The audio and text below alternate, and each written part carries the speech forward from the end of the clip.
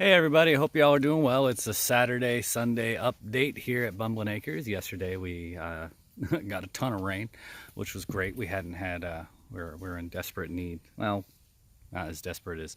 First and foremost, let's open up with thoughts and prayers to everybody. We know a couple of homesteaders up in California, and those wildfires are raging. And anyone who's in the path of those fires,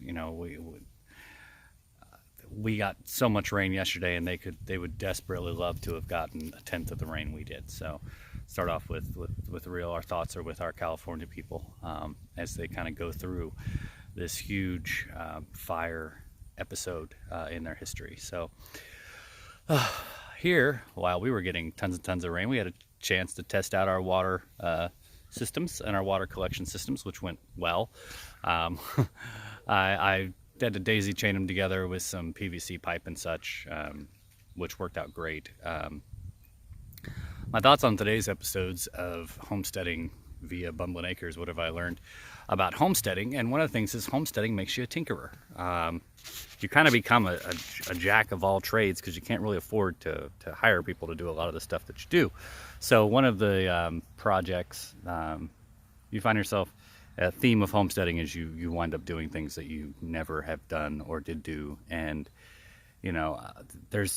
I love research. I'm a big fan of research. I've got my BA in history and a Spanish minor. I've spent a lot of time researching a lot of things, and it's important to research something to make sure you have the immediate capabilities to accomplish the task with which you wish. But there comes a point where research and experience are two horribly different things. And it's only by the doing of a task that you accumulate experience, and it's only by the doing of tasks that you actually accomplish something. You can research and research and research, but in the end, until you put some sweat and labor into something, you are not going to accomplish that task. So research important. I definitely, especially when it comes down to making the decision to go homestead, to go that full force. As you've seen through my posts, I do work a civilian job. I guess a corporate job. Civilian, just the military, me comes out.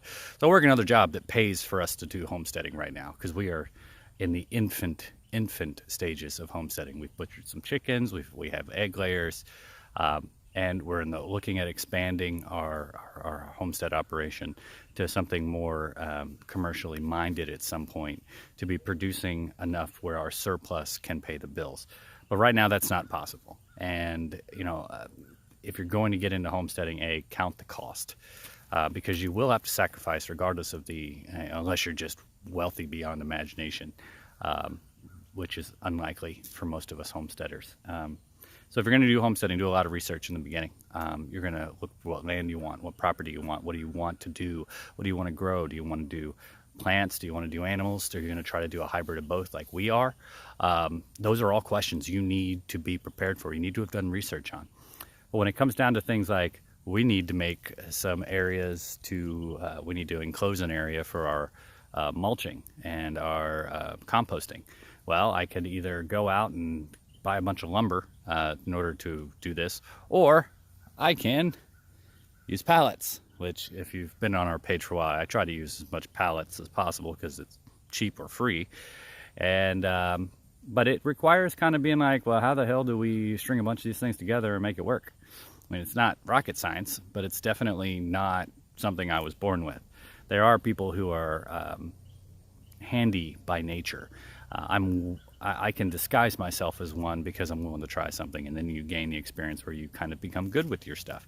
But that's not a skill that I grew up with. I didn't grow up with any carpentry background. I didn't grow up with any kind of agricultural background. This is all just me taking steps out, and that's what you have to do as a homestead. You have to be willing to take steps out, be willing to fail small. That's one reason why it's important to do a lot of these tasks by your hand, is because you'll fail at them.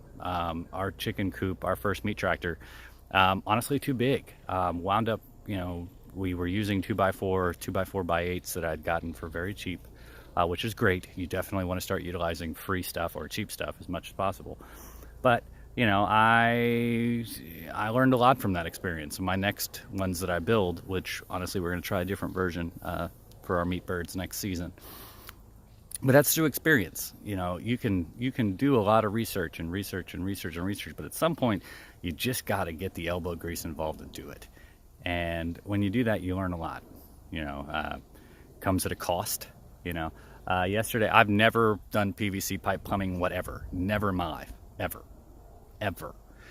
So, just going out to the store yesterday to get the connectors that I need, and kind of just buying 10 feet of 3/4 inch PVC pipe along with a bunch of connectors, like, that's stepping out. Like, that's not what I'm good at. And I sat there and walked down that aisle for probably like 25 minutes debating which thing I needed, before I was even comfortable asking someone to help, because I wanted to get oriented with what I thought I needed before I approached someone. I had a great local hardware store over here that is great, and they are incredibly helpful, but I always feel like I don't want to waste their time with juvenile questions. I always want to come with them with questions after I've given it some serious thought. So, hey, if you have a local hardware store, and I don't mean like a Home Depot, there's nothing against them, or Lowe's, but for what you're wanting, for a homestead, you're going to want more of those small town little stores, and we have one that's pretty much has everything a big box store has, but it's very much small community minded, and that is incredibly helpful to go in there and get the guidance on how do I convert a 2 to a 3/4 inch to a garden hose to adapters. Like, those are all questions that I don't know how to do, and I've read some, but it really takes that person at the store to kind of explain it. But that's taking steps out. You can do research till the kingdom come, and in the end, until you take those steps out, you're not going to learn anything. At least if you're like me, where I'm a tactile learner. I learn by doing. So for those book learners that learn everything by book, I am just amazed at you. But that's my thoughts for the day is, homesteading is tinkering. Homesteading is taking steps out in faith that you can accomplish a task, and finding out 90% of the time you're right, you can. And that 10%, you can, you just know you didn't do it right the first time, and you learn. Thomas Edison, when he was, patenting the light bulb, it's not fair to say he created the light bulb, but he patented the light bulb, and he went through, I forget how many failures, like 150 failures. He was like, I've learned how to not make a light bulb work 150 times. And he came back and back and back. And that's homesteading. That's anything that's worth doing. You take those steps and you learn. So those are my thoughts for the day. Hope you all are doing well. Have a great and wonderful day. Bye. Oh, don't forget to like and subscribe.